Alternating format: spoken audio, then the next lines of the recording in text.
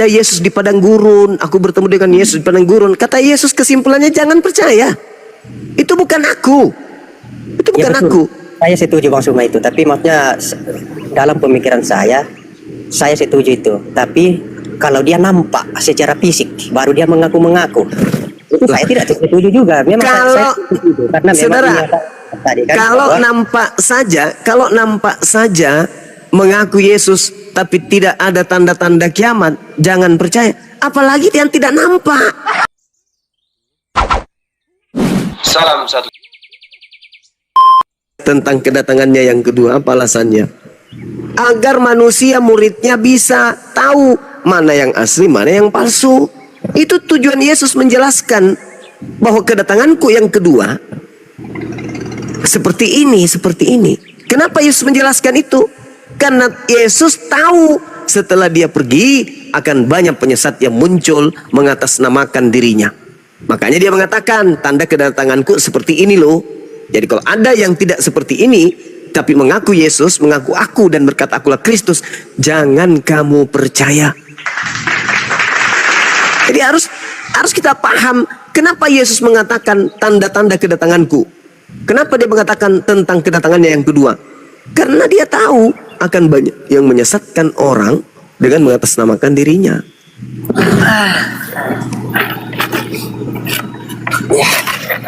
Ya seperti itulah, maksudnya cuma perspektif kita di sini. Yes, kau jangan mengalah, lawan Bang Juma, lawan. Enggak, bukan melawan, maksudnya kan apa yang saya ketahui seperti itu kan, pengetahuan saya tentang bahwa kedatangan Yesus nanti itu yang kedua kalinya yang datang seperti manusia. Tapi itu nanti hari kiamat. Jadi kalau tidak hari kiamat, baru ada yang mengaku-mengaku bahwa akulah dia, ada di sana, lihat, ya itu saya tidak percaya. Karena kan belum kiamat kan loh. Kok ada yang mengaku-mengaku begitu? Tapi dalam posisi saya di sini bahwa kalau dia nampak. Tapi Nah, kalau iblis yang tidak menampakkan diri lalu mengaku Yesus, berarti itu Yesus meskipun itu iblis. Tidak juga kalau belum kiamat. Sekarang bagaimana Anda bisa membedakan bahwa yang datang kepada Paulus itu asli? Ya, nah inilah saya katakan tadi, itu sudah saya bilang kan, kalau kita membaca di situ konteksnya itu lebih banyak yang merujuk kepada Yesus daripada kepada iblisnya. Nah, bagaimana ceritanya Anda bisa mengatakan kalau dia merujuk kepada iblis, berarti ketahuan dia iblis, percuma dia nyamar, harus dia nampak seperti Yesus. Coba Anda lihat di dalam Markus 16 nomor 12. Kata Markus, lalu Yesus menampakkan wajahnya, menampakkan diri dalam rupa yang lain. Coba, rupa yang lain. Apa enggak serem itu? Yesus muncul dengan rupa yang lain. Artinya yang muncul ini bukan Yesus. Kalau dipaksakan dia Yesus, maka harus diberi keterangan. Ini adalah Yesus, tetapi dalam rupa yang lain. Karena yang muncul bukan Yesus. Karena dia dipaksakan bahwa itu Yesus, maka dikatakanlah dalam rupa yang lain. Dari mana penulis Markus tahu kalau itu Yesus dalam rupa yang lain? Markus melihat, Markus mendengar bahwa yang muncul itu mirip atau sama, tapi bukan Yesus, dalam bentuk wajah yang lain. Maka Markus karena menginginkan itu Yesus, maka dia mengatakan, dan Yesus menampakkan diri kepada kedua muridnya dalam wajah, dalam rupa yang lain, supaya dianggap itu Yesus, padahal sudah rupa lain. Sekarang saya bertanya, dari mana penulis Markus tahu kalau itu Yesus?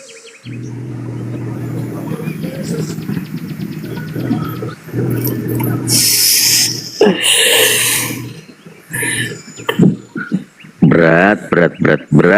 Oh, saya sudah kah? Sudah, silakan. Ya. Tadi kan dibilang Yesus itu berubah wajah ya. Menurut Markus muncul dalam rupa yang lain. Ya, rupa yang lain. Artinya mungkin dia sudah namanya berubah kan, berarti berubah dari yang awal kan, yang lain. Tetapi yang berubah itu Yesus. Dari mana Markus tahu kalau itu Yesus? Itu kan keterangan Markus kan seperti itu saja, itu dituliskan bahwa Yesus itu berupa wajah atau berupa apakah itu? Berubah rupa. berubah rupa ya kan. Kayak satria baja hitam lah bang. Nah, itu. Sekarang pertanyaannya, dari mana Markus tahu kalau itu Yesus? Ya karena dia yang melihat kan, sudah disampaikan sendiri tadi bahwa Iya, maksud saya dari mana dia tahu kalau itu Yesus? ya dia kan melihat. Dia melihat tadi kan, baru membeli. Iya, dia lihat, dan yang dia lihat itu bukan Yesus, tetapi karena dia mau agar orang percaya itu Yesus, maka dia menulis dalam rupa lain, karena sudah bukan rupanya, rupa yang berbeda. Supaya dianggap itu betul Yesus, maka dianggap Yesus dalam rupa lain. Dari mana dia tahu kalau itu adalah Yesus? Nah itu saya sudah bilang tadi kan bahwa Markus yang melihat kan Yesus berubah rupa. Ah, justru saya yang bertanya sebaliknya, kalau dibilang itu bukan Yesus kan, dari mana dia tahu bahwa itu bukan Yesus? Iya, karena Yesus sendiri yang berkata bahwasanya aku akan pergi, aku tidak lama lagi berbicara denganmu, sebab penguasa dunia ini telah datang, yaitu iblis, dan sedikit pun dia tidak berkuasa atas diriku. Penguasa dunia ini adalah iblis. Datang, maka harus Yesus pergi. Karena penguasa dunia sudah datang, maka dia harus pergi. Ketika dia pergi, penguasa dunia datang. Siapa yang datang? Yaitu dia yang mengaku Yesus.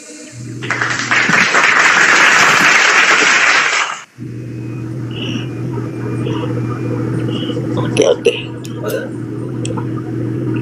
Makanya Yesus mengatakan, sebab Yesus palsu akan datang dan melakukan banyak mukjizat, sekiranya mungkin menyesatkan murid-murid pilihan juga. Itu kata Yesus sendiri. Jadi penyesatnya ini adalah Yesus palsu. Nah kalau dikatakan Yesus palsu, berarti dia menampakkan dirinya seperti Yesus, mengaku Kristus, padahal bukan Yesus. Nah inilah yang datang kepada Paulus, sehingga Paulus kemudian menuliskan 13 buku, dan Anda jadikan sebagai iman, jadilah Anda Kristen. Kan gitu. Jadi Anda ini pengikut Kristus yang datang kepada Paulus. Begitu kawan. Kalau dibilang saya pengikut Jangan iblis ya, ya Allah. kepada Paulus, saya Yes. tidak. Kalau dibilang kalau ada yang mempremiskan bahwa itu adalah iblis, ya masa saya mau ikut iblis? Nah buktinya, Anda ikuti dia, Anda menyembah dia, Anda menganggap dia Tuhan, Anda melantiknya setara dan sehakikat dengan Tuhan. Dia siapa? Tidak, maksudnya seandainya yang datang kepada Paulus itu adalah betul-betul iblis, ya kan? Masa saya mau percaya iblis? Ya udah, kalau gitu berhenti, tinggalkan, tunggu Yesus yang datang yang asli. Yaitu pada saat dia datang, maka matahari tidak bercahaya lagi, menjadi gelap matahari. Bulan tidak bercahaya, bintang-bintang berjatuhan. Nah itu baru Yesus.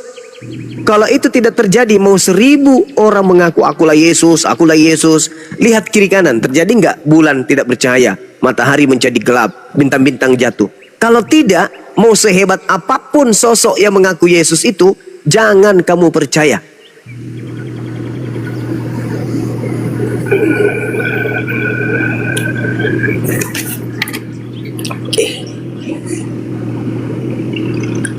Ngeri lu Bang Andreas. Kan Yesus ditanya di dalam Matius 24 nomor 3. Guru, apa tanda kedatanganmu? Yesus menjawab, tanda kedatanganku seperti cahaya yang menyambar dari timur sampai ke barat.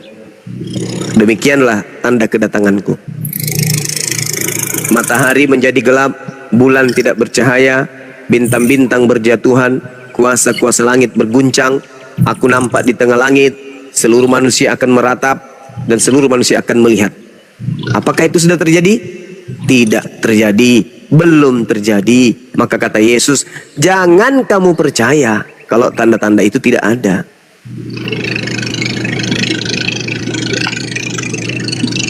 Karena penyesat yang mengaku Kristus ini akan menyesatkan banyak orang. Nah, kalau Anda percaya ucapan Yesus, maka harus Anda mencari siapa yang menggenapi nubuatan tersebut. Benarkah banyak orang yang disesatkan oleh Kristus ini?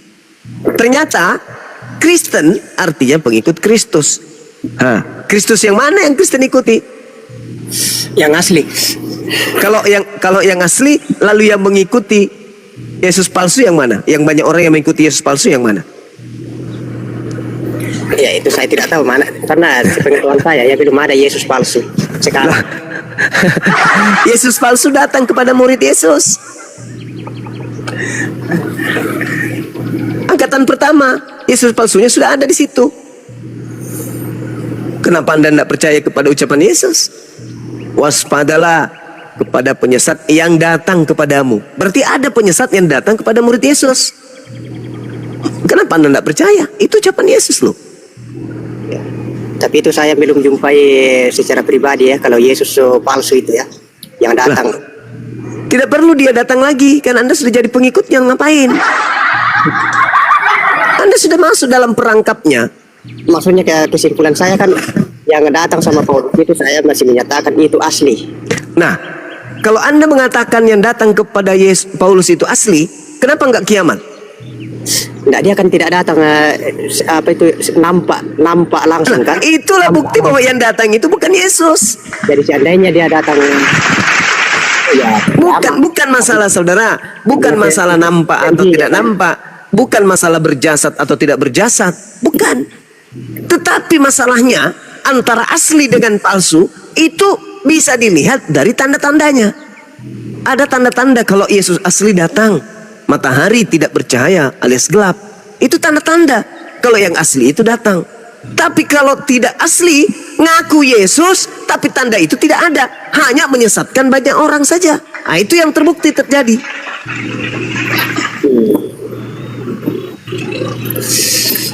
Itu aja saya kesimpulan saya bahwa bagaimanapun itu, makanya saya diam terus kan, karena di sini saya masih meyakini bahwa yang datang kepada Paulus itu masih asli. Nah, itulah bukti Anda tidak percaya, karena Yesus mengatakan kalau ada yang datang kepadamu memakai namaku, berkata ada Yesus di sini, ada Yesus di sana, jangan kamu percaya. Itu perintah. Ini saya menyimpulkan seperti itu kan, bahwa yang saya tidak akan percaya kalau dia nampak Loh, seperti kita ini kan. Justru karena tidak nampak itulah, maka itu bukan Yesus. Karena kalau yang asli datang, dia nampak. Karena kalau yang nampak nanti itu ya kayak kecuali hari kiamat loh. Belum kiamat sudah ada Yesus nampak. Itu saya tidak percaya itu. Ya justru karena itu bukan Yesus. Karena kalau Yesus datang, dia nampak. Apa sih orang ini? Kalau Yesus yang asli datang, dia nampak sebagai anak manusia. Tapi kiamat baru dia datang. Ya itu baru kiamat. Andai saja Yesus yang datang kepada Paulus, maka kiamat sudah terjadi 2000 tahun yang lalu. Susah ya. Justru karena bukan Yesus yang datang kepada Paulus, maka tidak terjadi kiamat, karena palsu yang datang. Kok susah ya? Begini Bang Sumaku yang terhormat ya. Iya, saudaraku Andreas. Ya, Gimana? Maksud saya begini kan, itu kan sudah jelas bahwa hanya Yesus nanti itu akan nampak untuk kedua kalinya. Iya, kedatangan Yesus itu cuma 2 kali, dan semua kedatangannya itu nampak. Tidak pernah Yesus datang sebagai hantu, nggak ada. Tidak ada dalilnya bahwa Yesus akan datang dalam rupa suara, Yesus akan datang dalam rupa roh. Tidak ada dalil. Tidak ada dalil. Yang ada dalilnya, Yesus akan datang nampak sebagai anak manusia pada hari kiamat. Loh, bukan masalah pada hari kiamat, bukan. Yang jadi permasalahan adalah ketika yang asli datang, otomatis kiamat. Betul kan? Ini kan sudah ada rujukannya bahwa Yesus nanti akan datang kedua kalinya. Itu berarti kedua kalinya nanti akan datang itu dia nampak, tapi iya, berarti yang datang kepada Paulus bukan Yesus. Pada hari kiamat baru nampak. Bukan pada hari kiamat. Kapanpun Yesus datang, kalau asli maka kiamat saat itu juga. Kalau Yesus datang pada abad pertama asli, maka abad pertama dialah kiamat. Kok susah orang ini ya? Nah, maksudnya begini, Yesus kan pertama, ini kan sudah pertama, kedatangannya itu pertama, nampak kan? Terus Dia kan sudah tidak ada sekarang, tapi menjanjikan bahwa aku akan datang lagi kedua kalinya. Kapan? Pada hari kiamat. Bukan dikatakan begitu, tidak. Dia ditanya, guru, apa tanda kedatanganmu dan Ya. apa tanda akhir zaman? Ya. Nah, Yesus berkata, tanda kedatanganku, matahari menjadi gelap, bulan tak bersahaya, bintang-bintang jatuh. Kalau tidak ada tanda-tanda itu, ada orang mengaku bertemu dengan Yesus. Makasih Bang Afida. Jangan kamu percaya. Karena aku datang pasti nampak. Kalau bukan tidak nampak, itu bukan aku. Alamak, susah kali ya. Masya Allah. Syukran Bang Afida. Jadi jelas itu, Anda percaya kepada yang datang kepada Paulus karena Anda Kristen. Anda menganggap bahwa itu benar. Padahal nasihat Yesusnya kepada muridnya, apabila ada orang berkata bertemu Mesias di sini, bertemu Mesias di sana, jangan kamu percaya, sebab Kristus palsu akan datang dan banyak melakukan mujizat sekiranya mungkin menyesatkan orang pilihan. Orang pilihan aja disesatkan oleh Yesus palsu ini, apalagi kalian. Kalau Yesus asli yang datang, kapanpun itu, maka itulah saatnya kiamat. Itulah yang diterangkan Al-Quran dalam surah As-Sukhruf ayat 61, bahwa tanda kedatangan Nabi Isa adalah pertanda datangnya hari kiamat. Jadi andai saja yang datang kepada Paulus ini Yesus asli, pada tanggal 1 bulan 1 tahun 1 Masehi misalnya, maka kiamat akan terjadi tanggal 1 bulan 1 tahun 1 Masehi. Iya. Kenapa? Karena yang datang asli. Pasti dia datang membawa tanda-tanda itu. Tapi Oke. kalau yang datang bukan asli, ya tidak kiamat, namanya juga palsu. Enggak, begini maksud saya. Yang datang kan cuma suara, bukan nampak. Ya kan? Berarti itu palsu, Bang. Jadi seandainya memang nampak yang asli secara fisik pribadinya, ya pasti kiamat. Tapi kan yang datang bukan nampak secara fisik atau Berarti palsu itu. cuma suaranya, jadi ya sehingga kiamat. Itu palsu. Alamak. Dia menampakkan diri loh. Dia menampakkan diri, tapi dalam rupa yang lain. Kenapa tidak kiamat? Padahal dia menampakkan diri kepada Markus. Kenapa tidak kiamat? Padahal dia menampakkan diri kepada Maria di Itu dalam kan, kubur. itu kan Yesus belum terangkat, kan masih di dunia. Alamak. Itu baru dia berubah.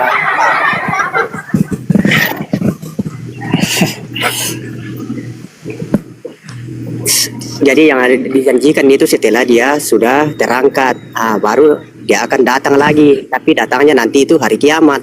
Tapi memang nampak. Sedangkan yang datang sama Paulus ini kan tidak nampak secara fisik, secara pribadi, tetapi hanya suara.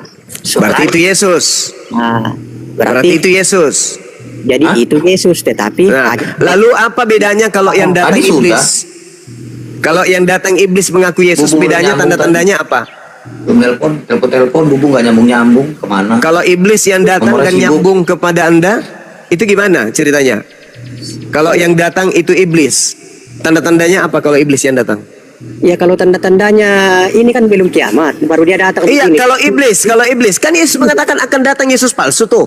Iya betul kan. Nah, apa tanda-tandanya kalau Yesus palsu yang datang? Jadi saya menguji kan, saya kan menguji, saya akan memegang yang tadi ucapan Yesus bahwa saya akan datang kedua kalinya itu pada hari kiamat. Tiba-tiba sekarang saya didatangi iblis itu mengaku Yesus kan, tapi loh kok tidak kiamat, berarti palsu.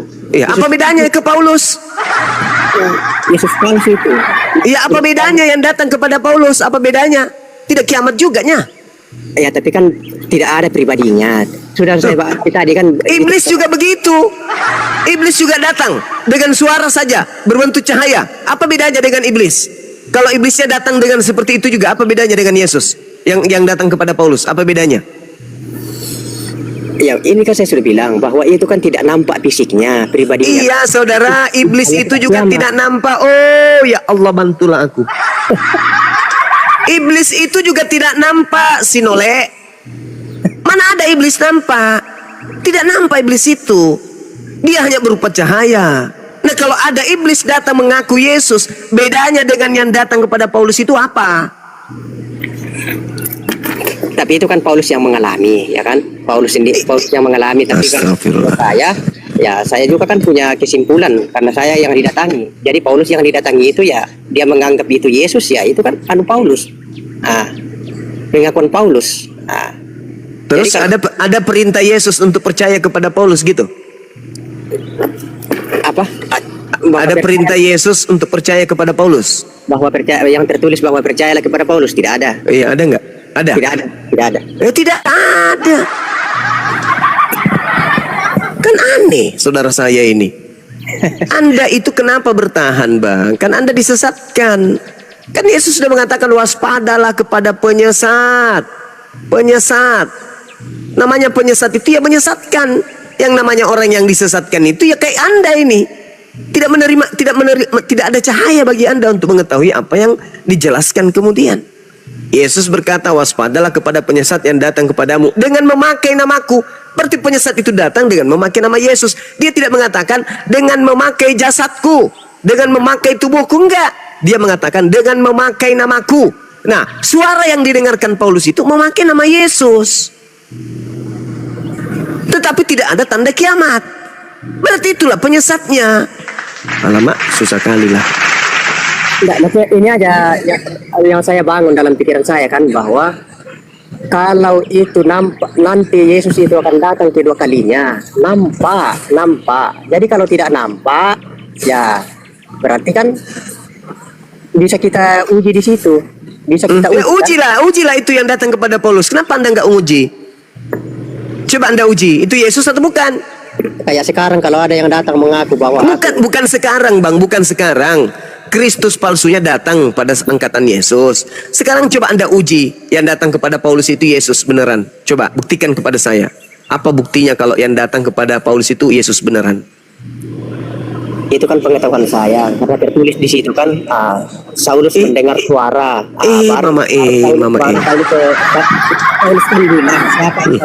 baru Yesus mengatakan penyesat itu kalau penyesat itu datang menyesatkan banyak orang, maka penyesat ini ya harus menyesatkan dengan caranya dia mengutus nabinya Paulus agar Paulus mengajarkan manusia menuhankan Kristus yang datang kepadanya. Kapan-kapannya ada murid Yesus yang menyetarakan Yesus dengan Elohim? Kapan? Di mana muridnya menyetarakan Yesus gurunya ini setara dengan Elohim, sehakikat dengan Elohim? Di mana? Yesus sendiri saja, Yesus tidak pernah menghakikatkan dirinya sehakikat dengan Elohim. Tapi Paulus melantik Yesus sehakikat dengan Elohim. Siapa Paulus ini kok melebihi kapasitas Yesus?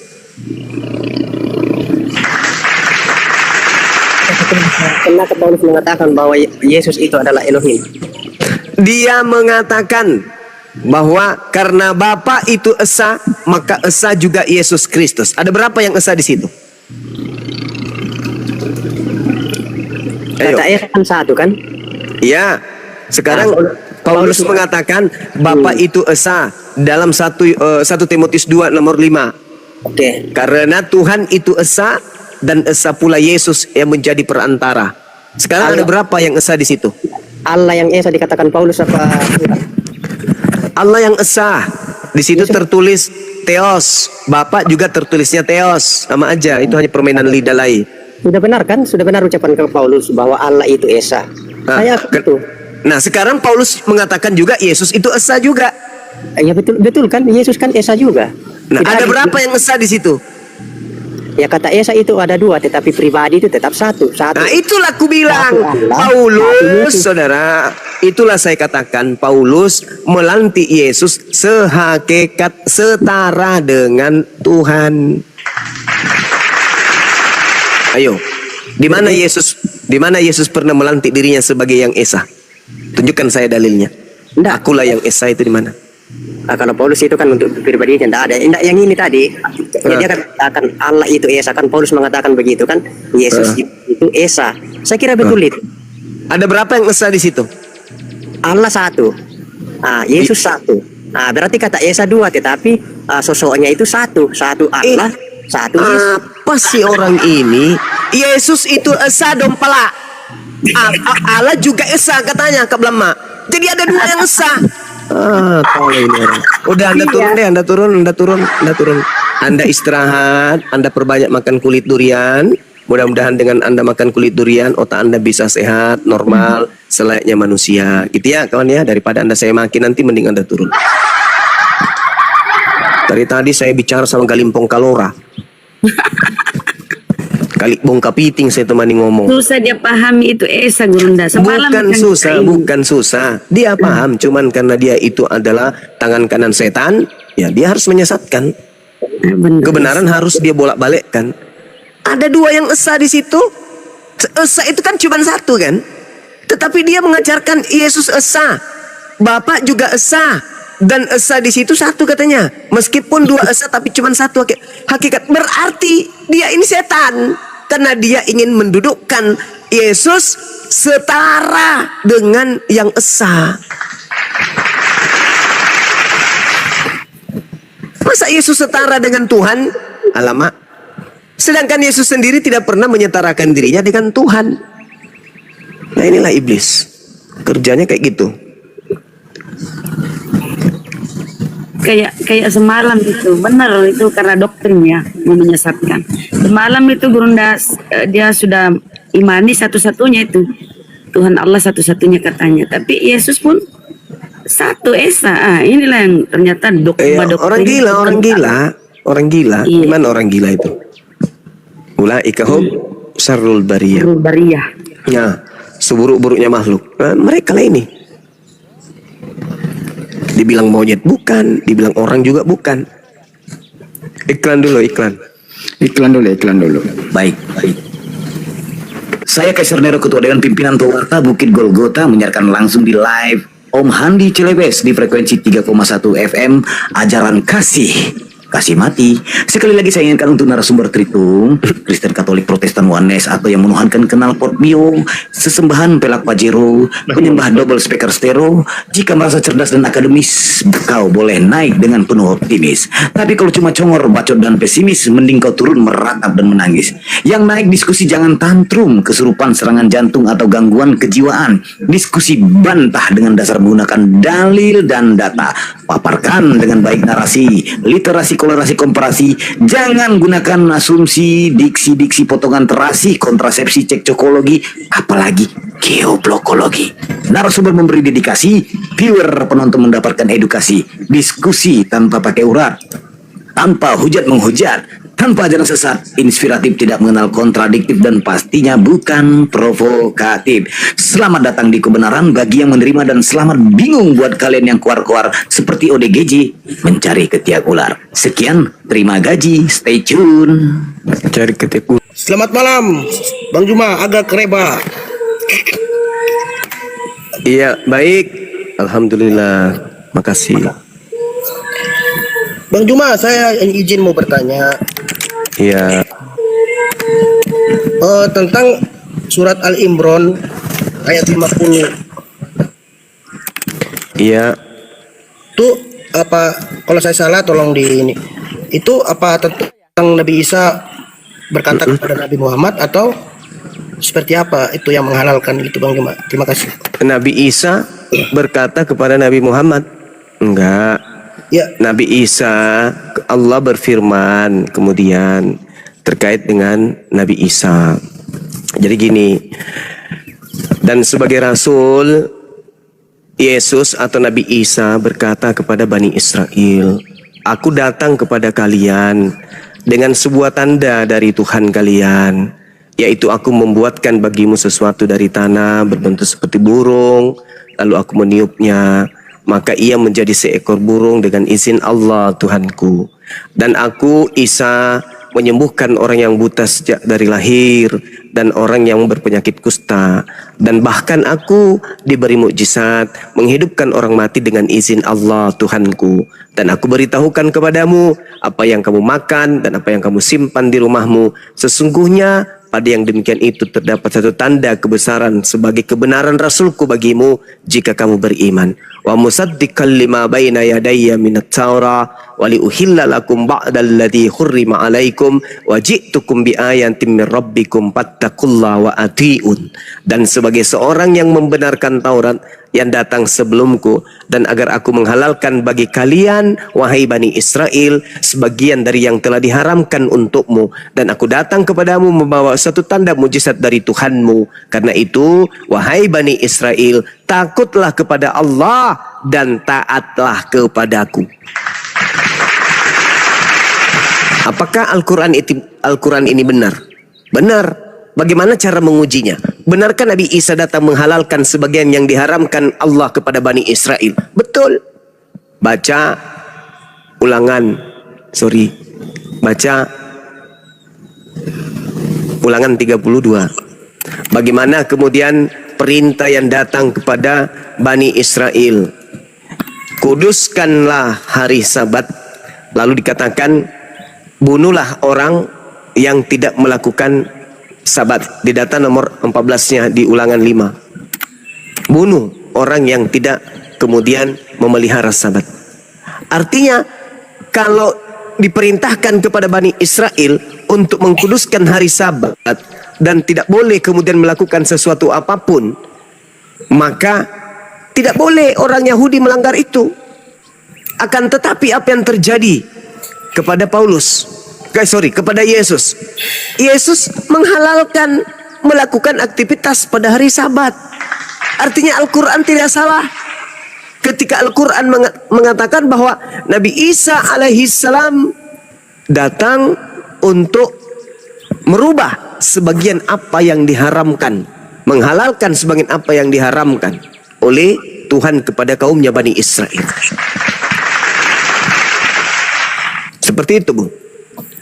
Baik, terima kasih Bang Juma, udah saya paham. Saya kira untuk Nabi Muhammad ya, oke. Tadi saya mau teruskan Bang Juma, sempat saya simak tadi tentang yang bertempat sebelum saya tadi sama Bang Juma. Iya.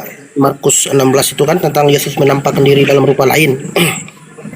Itu kalau saya baca selanjutnya ayat yang berikutnya di Markus 16 itu ada seperti nubuatan untuk Paulus yang dikatakan Yesus itu, Bang Juma. Yang mana tuh? Tentang digigit ular itu, bahwa dia tidak akan mati bagi yang percaya. Kan Yesus kan berkata di ayat selanjutnya itu kan ada, sebentar ya, di Markus 16 Bang Juma. Mana tuh?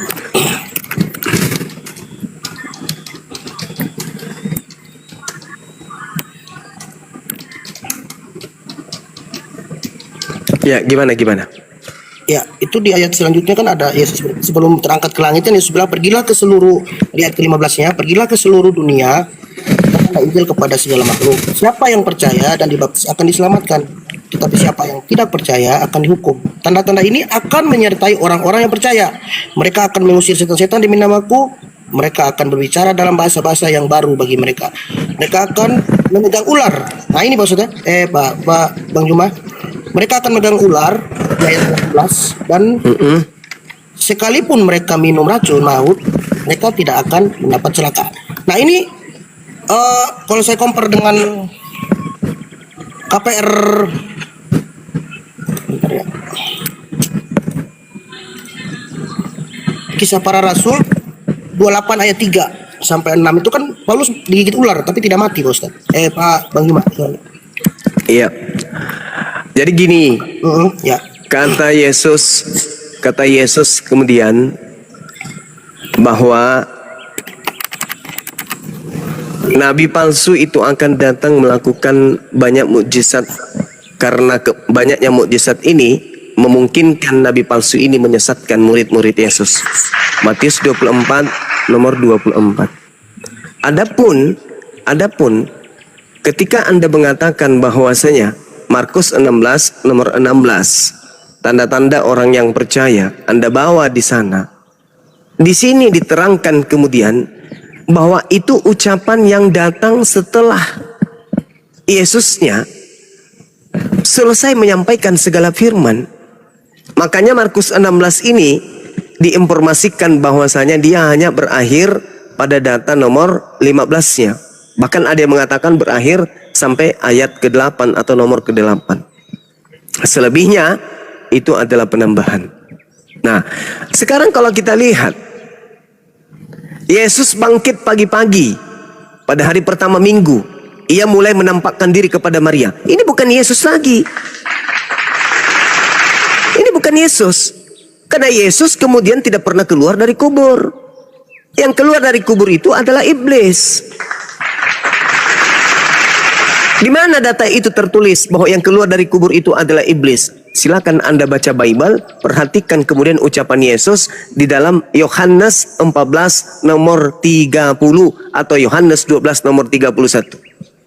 Sekarang berlangsung penghakiman atas dunia ini. Sekarang juga penguasa dunia ini akan dilemparkan keluar. Keluar dari mana? Keluar dari kubur. Kok bisa? Ya, karena Yesus mengatakan angkatan jahat ini tidak akan diberi satu tanda selain tanda Yunus, sebab Yunus 3 hari 3 malam dalam perut ikan, demikian juga anak manusia 3 hari 3 malam di perut bumi. Berarti angkatan jahat diberi tanda. Apa tandanya? Anak manusia keluar dari kubur pada hari ketiga. Itu tanda untuk siapa? Angkatan jahat. Itu tanda untuk angkatan jahat itu. Nah, dari mana Bang Suam mendapatkan kesimpulan bahwa itu adalah iblis yang dilemparkan keluar? Baca Yesaya 14 nomor 12, 13, 14, 15. Apa yang tertulis di sana? Iblis ingin naik ke awan-awan, menghayal, ingin menyeterai Tuhan, ingin menyaingi Tuhan, ingin menyeimbangi Tuhan, ingin setara dengan Tuhan. Tetapi apa yang terjadi di data nomor 15-nya? Sebaliknya justru si iblis dilemparkan ke dalam dunia orang mati, yaitu alam kubur. Kenapa Yesus mengambil tanda angkatan jahat bangkit pada hari ketiga? Kenapa? Karena hanya orang yang percaya kepada kebangkitan setelah kematian terjadi pada hari ketiga, itu hanyalah orang yang jahat. Coba Markus 16 nomor 16 nomor 17. Kalau dikatakan bahwa itu sepadan dengan apa yang Anda katakan, ular tidak berfaedah kepada tidak apa, ular ini bisa ular ini kemudian tidak berimbas kepada Paulus. Ya, kebetulan saja Markus 16 itu catatan muridnya.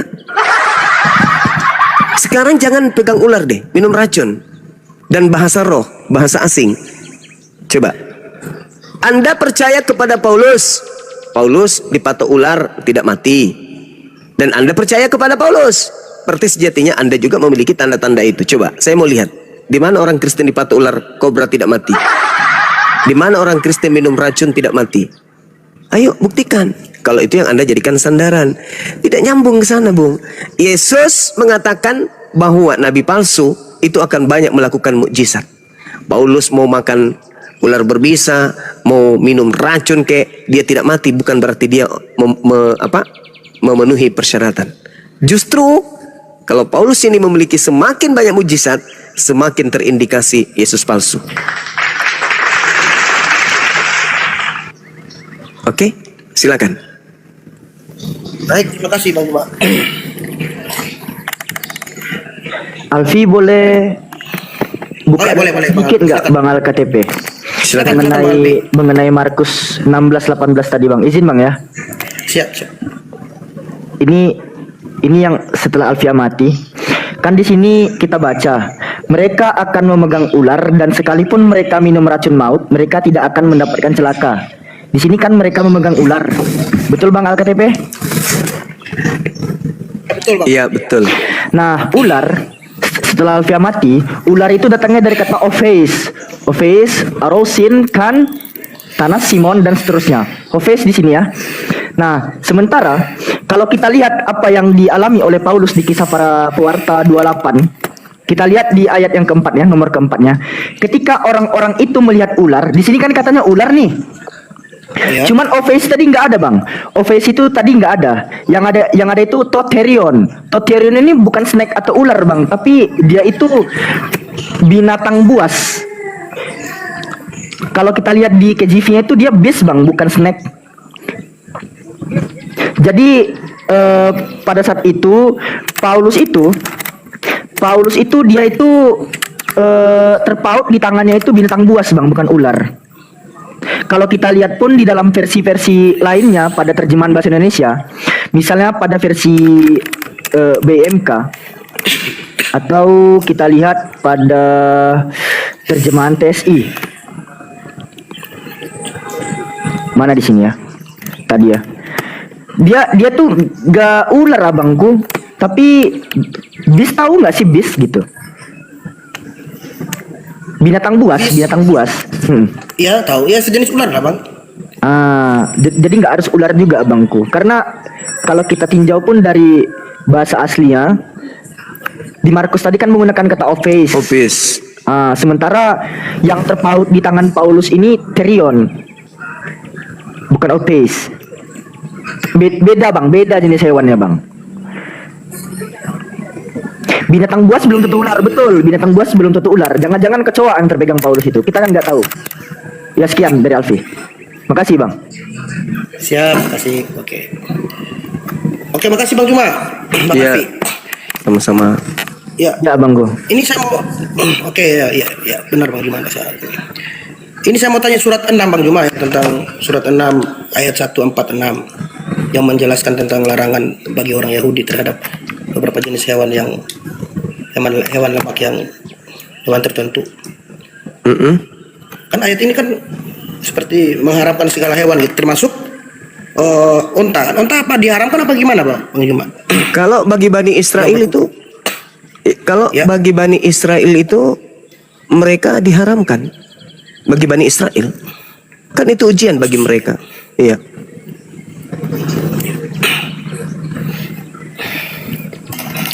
Oke, kalau begitu Bang Juma, Iya. kan Bang Juma sering mengatakan bahwa memang ada juga benar yang Bang Juma katakan di Injil bahwa Yesus itu memang diutus sama yang di Al-Quran juga ya, Nabi Isa diutus untuk Bani Israel kan, Iya. untuk domba-domba yang tersesat. Nah, pertanyaan saya di Matius berapa tentang seorang ibu yang dari Kanaan itu yang anaknya disembuhkan yang dulu Bang Juma sering bacakan itu. Matius 15. Iya. Itu kan dia di luar Bani Israel kan, Bang Juma. Tapi karena imannya besar, dia disembuhkan. Berarti tidak tertutup kemungkinan bagi orang-orang seperti kami ini di luar Bani Israel. Jadi Yesus itu berarti datang bukan hanya untuk Bani Israel berarti Bang Juma. Karena terbukti bahwa dia mau menyembuhkan juga walaupun perempuan Kanaan itu kan bukan orang Israel gitu. Saudara tahu nggak kejadian itu, wanita Kanaan itu mau ngapain? Mau jadi pengikut kah atau menjadi pasien? Nah, dia hanya memohon untuk disembuhkan anaknya. Nah itu wajahnya. Andai saja Yesus ada sekarang ini dan Anda ke Yerusalem ketemu dia, minta kemudian kok misalnya Anda kena penyakit, minta penyakit Anda disembuhkan, boleh jadi disembuhkan oleh dia. Tetapi terkait kemesiasannya dia, diutusnya dia sebagai jalan kebenaran dan hidup, itu hanya untuk domba yang sesat dari Bani Israel saja. Kalau untuk mengobati ya bisa aja Anda diobati sama dia, nggak apa-apa. Tapi ingat, Yesus mengaminkan kalau wanita itu adalah anjing. Yesus mengaminkan itu. Apa kata Yesus? Besar imanmu. Coba. Berarti iman ibu ini yang mengatakan dirinya anjing, itu iman yang benar. Kepercayaan yang benar. Bahwa di luar Yahudi yang percaya kepada Yesus disebut anjing. Itu kata Yesus.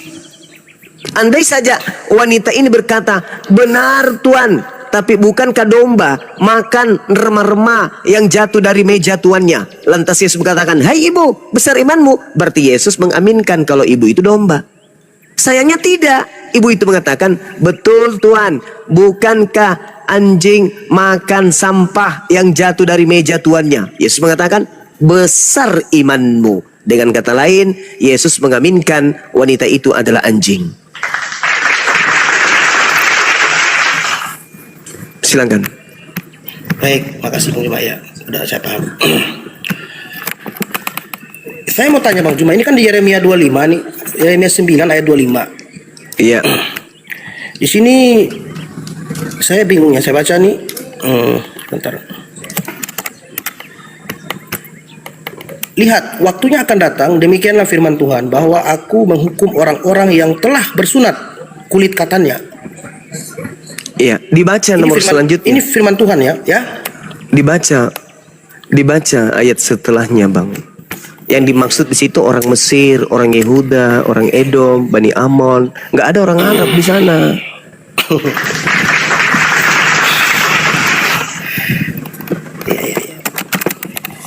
Tapi ada Bang Juma orang-orang yang diam di padang gurun. Sebab Di mana? segala bangsa tidak bersunat dan segenap kaum Israel tidak bersunat hatinya. Iya, dikatakan memang seperti itu. Orang-orang yang diam di padang gurun, sebab segala bangsa tidak bersunat. Nah, padang gurun Arab itu kan orang bersunat, Bang.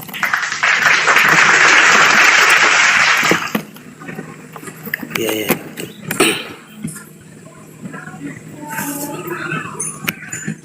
Pertanyaan selanjutnya.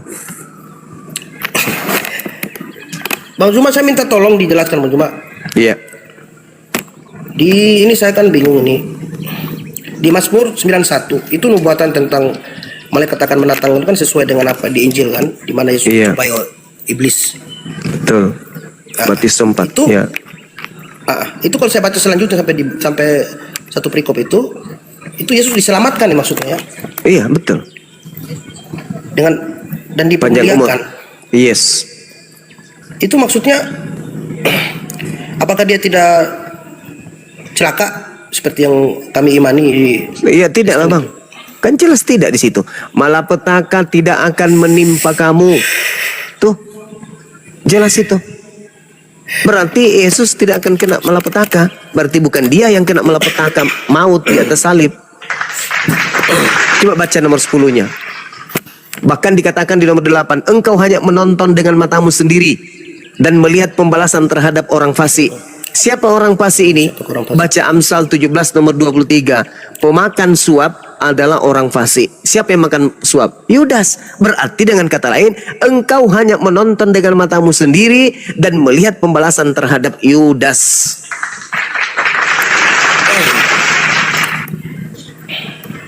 Kan Yesus berkata, Bung, di dalam Lukas 24 nomor 44. Semua yang tertulis tentang aku di dalam kitab Mazmur harus terjadi, harus digenapi.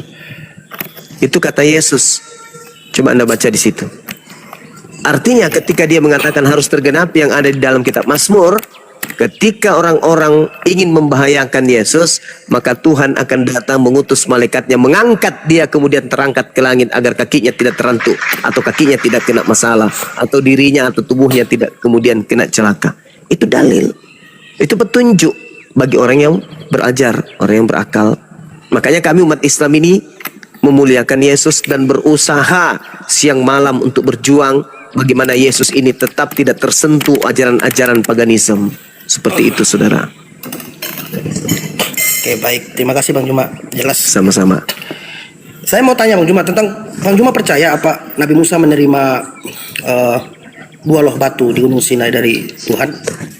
Saya percaya itu. Di Yes. Keluaran 31 ayat 17. Itu sebentar saya bacakan Bang Juma ya. Keluaran Iya. 17. Keluaran 31 ayat 17. Iya. Nanti 14-nya itu hari Sabat kan? Terkait hari Sabat harus dikuduskan itu. Keluaran ya? Betul.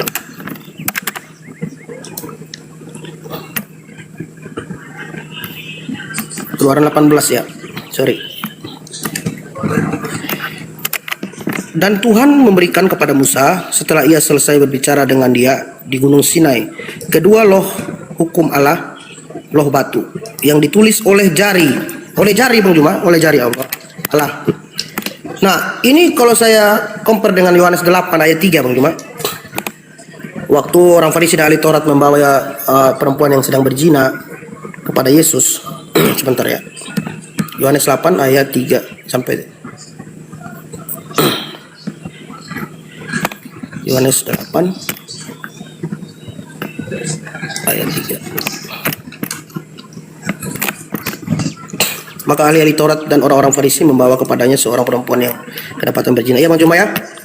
Iya. Kemudian mereka berkata tuh di ayat kelima tuh, Musa dalam hukum Taurat memerintahkan kita untuk melempari perempuan-perempuan yang demikian. Apakah pendapatmu tentang hal itu? Mereka mengatakan ini untuk mencobainya. Dan ketika mereka terus-menerus bertanya kepadanya, Yesus membungkuk dan lalu menulis dengan jarinya, Bang Juma. Jadi ini dengan jarinya di tanah, sama seperti Musa tadi menerima dua loh batu tuh dengan ditulis dengan jari Allah. Nah di sini waktu mereka memaksa Yesus itu Yesus membungkuk lalu menulis dengan jarinya di tanah. Dan ketika mereka terus-menerus bertanya kepadanya, ia pun bangkit berdiri dan lalu berkata kepada mereka, barang siapa di antara kamu tidak berdosa, hendaklah ia yang pertama melempari batu kepada perempuan itu. Lalu mereka pun pergi satu persatu. Gitu Bang Iwan. Iya, terus Apakah, yang Anda ya. Anda pertanyakan apa?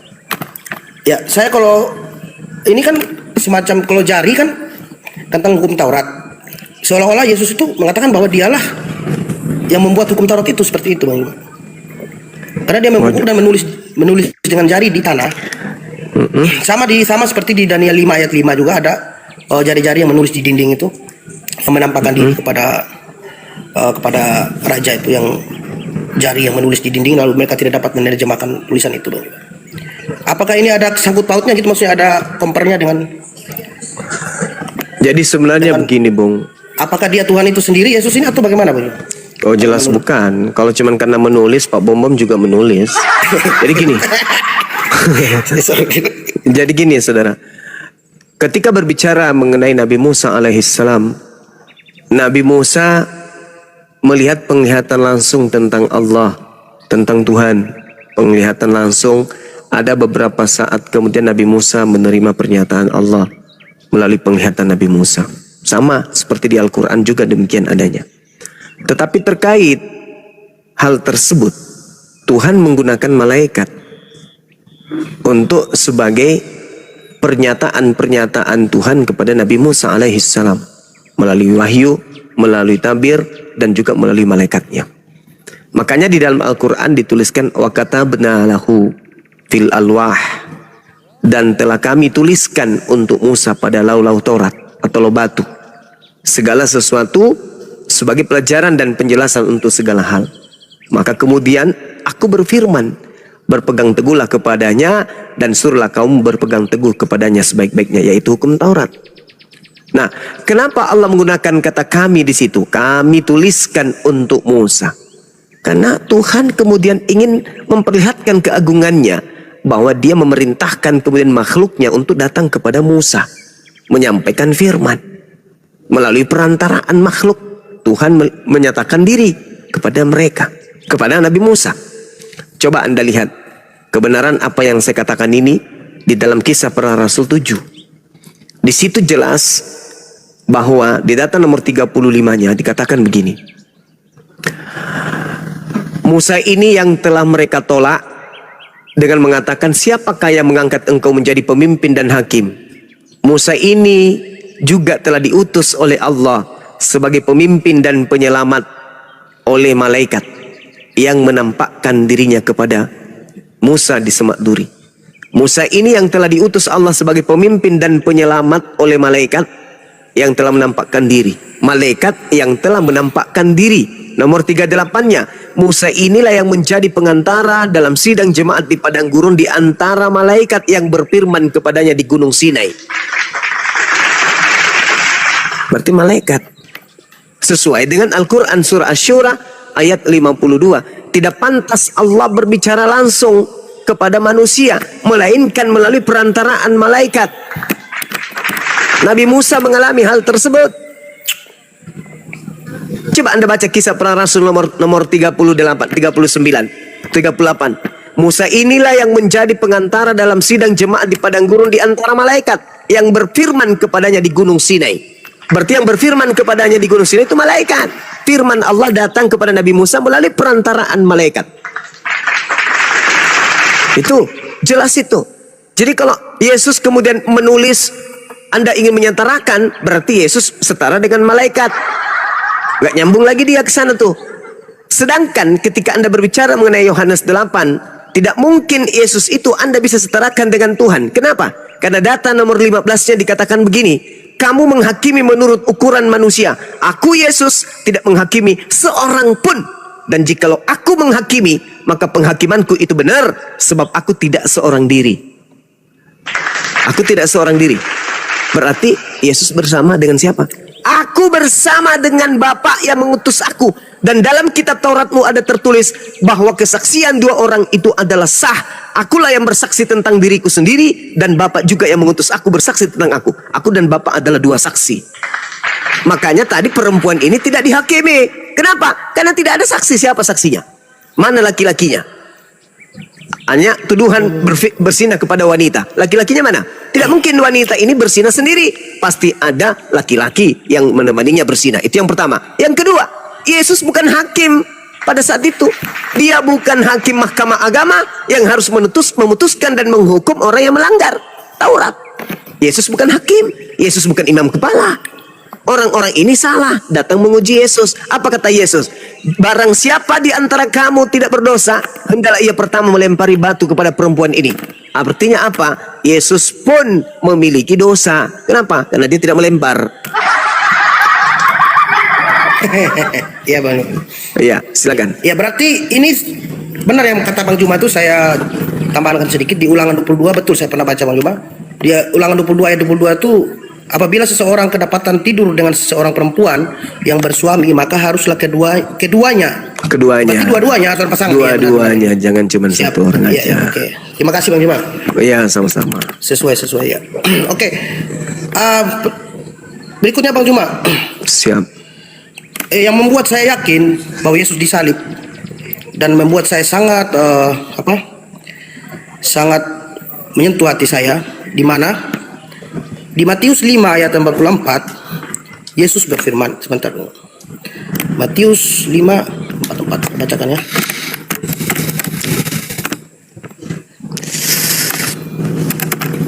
Matius 5.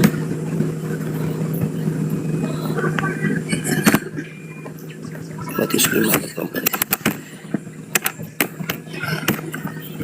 Tetapi aku berkata kepadamu, kasihanilah musuhmu dan berdoalah bagi mereka yang menganiayamu kamu. Kemudian ini sesuai dengan di Lukas 23 ayat 34 Bang Juma. Kita buka Lukas 23 ayat 34. Lalu Lukas Pilatus, bukan? Bukan, sorry, maaf saya salah.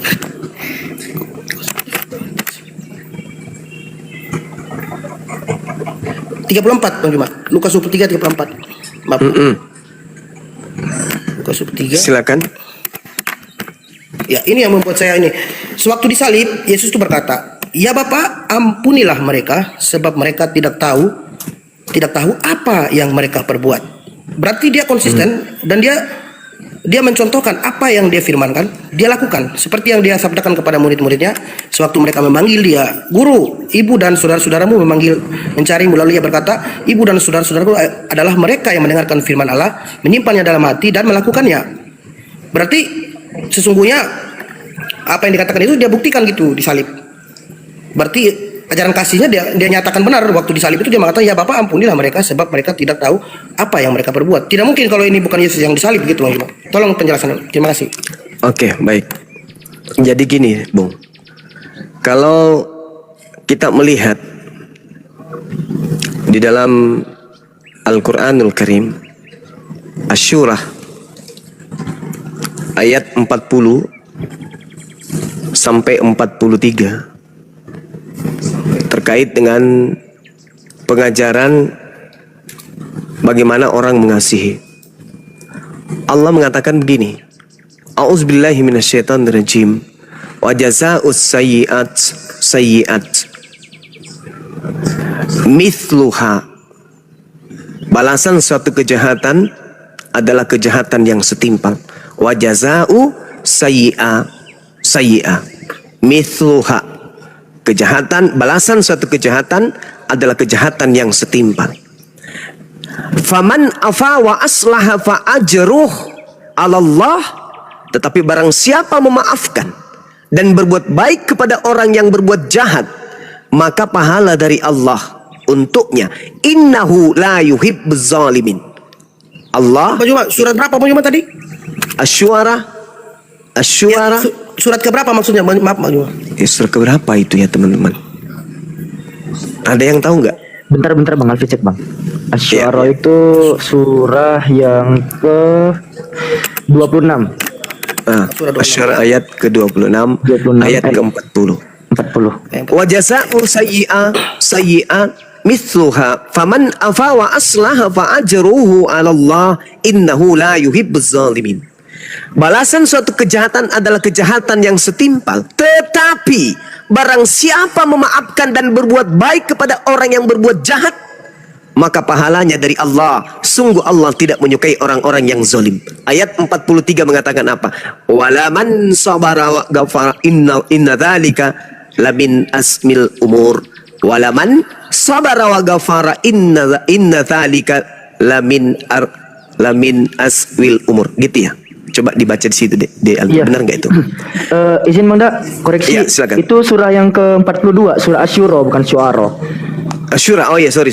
Iya, Sorry. surah yang ke-42 Bang, Al-KTP ayat 40. Iya, Bang. iya, iya. Ya itu makanya saya Iya. bingung tadi yang ya. Asyura ya, sorry. Asyura. Sorry, Asyura. Ya, sorry, Asyura. Di situ dikatakan, tetapi barang siapa bersabar dan memaafkan, sungguh yang demikian itu termasuk perbuatan yang mulia. Ini di Islam. Kalau tadi saudara berkata, Lukas 24, Yesus berkata, ya Bapa ampunilah mereka, sebab mereka tidak tahu apa yang mereka perbuat. Maka ini bukti Yesus bukan Tuhan. Ini bukti salib ini bukan karya penebusan dosa. Karena Yesus masih meminta kepada Tuhan untuk mengampuni mereka yang telah berbuat membunuh dirinya. Bukankah konsep Kristen salib itu rencana Tuhan? Berarti kalau Tuhan yang merencanakan penyaliban, seluruh yang terkait, yang terlibat, yang bersinggungan terjadinya penyaliban sehingga eksekusi itu terjadi, maka mereka semuanya adalah pahlawan sebagai orang yang bekerja menurut firman Tuhan. Faktanya ternyata Yesus berdoa supaya mereka diselamatkan, supaya dosa-dosa mereka diampuni. Itu yang pertama. Kedua, ketika Anda membawa Matius 5, tetapi aku berkata kepadamu, kasihilah musuhmu dan berdoalah bagi mereka yang menganiaya kamu. Ini teori. Ini teori, Bang. Teori yang dimasukkan oleh orang-orang Katolik, orang-orang Roma, ketika mereka mendoktrin jajahan-jajahan mereka, supaya ketika orang-orang gereja dari Katolik turun ke lapangan, mereka semua harus tunduk kepada gereja.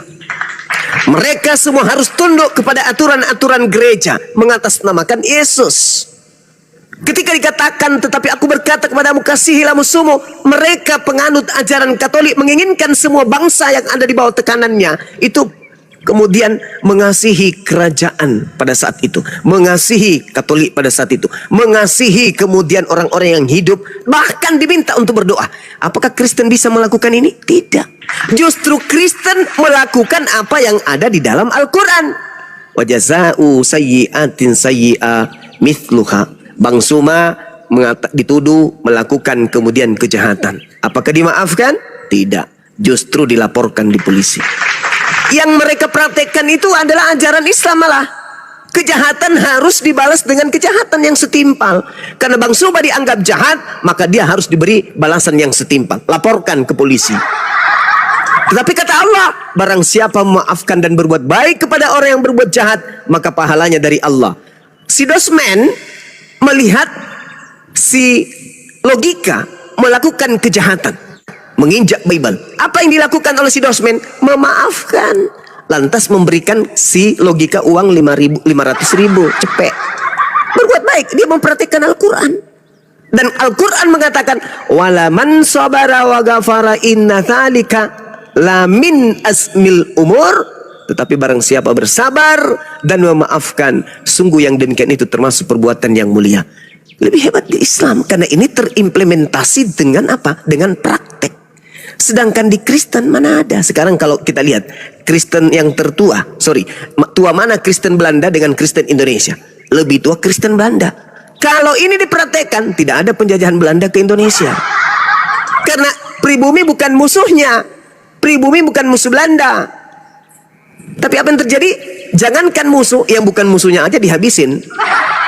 Jadi ini nggak bisa dipraktekkan oleh orang-orang Kristen. Ini hanya obat kuping yang konon ceritanya ucapan Yesus. Tapi sekali lagi saya katakan, saya tidak pernah percaya kalau apa yang tertulis di dalam Bible itu benar-benar murni ucapan Yesus, tanpa ada penambahan, tanpa ada pengurangan, tanpa ada edit-editan, tanpa ada pesanan dari penguasa Romawi pada saat itu. Sampai hari ini, begitu juga penguasa Lembaga Bible Indonesia, ketika mereka kemudian ingin merevisi, mengoreksi isi kitab mereka sendiri, tentu itu ada pesanan-pesanan tertentu dari sekutu-sekutu gereja. Saya kira begitu, saudara. Jadi Yesus nggak bisa lolos. Ya, silakan. Ya, terima kasih Bang Juma. Saya jelas itu saya Pak. Oke, saya pertanyaan selanjutnya Bang Juma. Saya kan baca surat Sirah Nabawi ini, Ya. tentang Surah pamannya, bukan Sirah Nabawi tentang Nabi Muhammad, Bang Juma. Iya, iya. Ini saya mau tanya Bang Juma, ada pertanyaan, saya timbul pertanyaan tentang pamannya Nabi yaitu Abu Lahab. Iya. Itu paman kandungnya, mengapa ia membenci dan menghalang-halangi ajaran Nabi Muhammad tentang tauhid gitu. Iya, Dan baik. kemudian pamannya yang satu lagi, Abu Thalib, kenapa dia mendukung Nabi Muhammad, membela karena darah dagingnya. Namun mengapa Abu Thalib ini tidak mengikuti ajaran Nabi Muhammad yaitu tentang tauhid gitu. Terima kasih Bang Juma. Iya, baik. Ketika berbicara mengenai Abu Lahab, kita lihat Al-Quranul Karim surah Al-Lahab. Orang yang berakal sehat ketika sampai kepada surat ini, maka kebanyakan mereka akan mu'alaf. Kenapa? Karena Al-Quran surah Al-Lahab itu diwahyukan oleh Allah pada saat pamannya masih hidup, yaitu Abu Lahab. Al-Quran mengatakan, Tabbat yada Abi Lahabi wa tab. Binasalah kedua tangan Abu Lahab dan benar-benar binasa dia. Ini surat yang diwahyukan Abu Lahab masih ada, bahkan mendengarkan surah ini. Ma'agna anhu maluhu wa ma kasab. Tidaklah berguna baginya hartanya dan apa yang dia usahakan. Sayasla naran dzata lahab. Kelak Abu Lahab akan masuk ke dalam api neraka yang bergejolak. Wa imra'atuhu hammalatal hatab. Begitu juga istrinya yang membawa kayu bakar, yang senantiasa bekerja melampiaskan kemudian iri cemburunya kepada Nabi Muhammad dengan menyebar fitnah. Fi jidha hablum mim masad. Di lehernya ada tali dari sabut yang dipintal. Di situ dikatakan Abu Lahab kelak akan masuk ke dalam neraka. Abu Lahab tahu itu. Kenapa Abu Lahab tidak membatalkan itu? Kenapa Abu Lahab betul-betul mati dalam keadaan kafir? Padahal kalau dia ingin membatalkan kenabian kenabian ponaannya, cukup dia beriman kepadanya atau berpura-pura beriman kepadanya. Maka dia akan memperlihatkan kepada khalayak banyak bahwa Nabi Muhammad dengan wahyu yang diterimanya mengatakan Abu Lahab ini penghuni neraka. Itu keliru besar. Kenapa? Abu Lahab adalah orang yang paling depan berdiri ketika ada perang.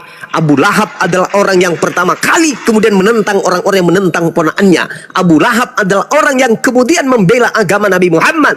Abu Lahab adalah orang yang paling rajin puasa, paling rajin bersedekah, paling rajin kemudian berzakat. Itu kalau Abu Lahab ingin membatalkan kenabian ponaannya. Tapi faktanya Al-Quran menggariskan, maka itu yang harus terjadi. Bukti kebenaran Al-Quran.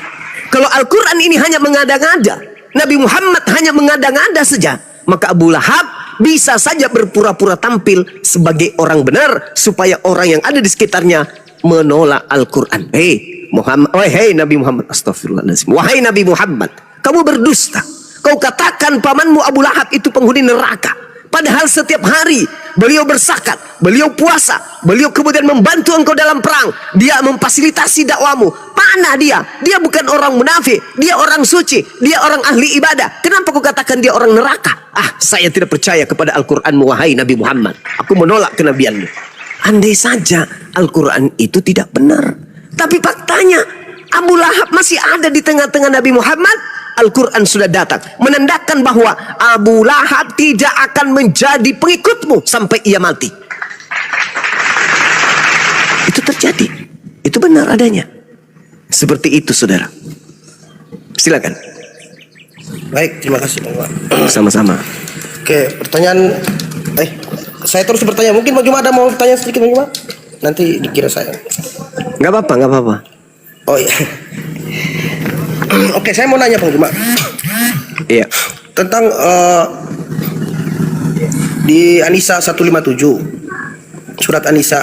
Ini kalau di Alkitab, di Injil kan jelas kenapa Yesus disalib. Karena pertama ada dia mensejajarkan diri dengan Tuhan, atau dia menghujat Allah gitu kata orang Yahudi kepadanya. Kemudian dia melanggar hukum Taurat dan lain sebagainya.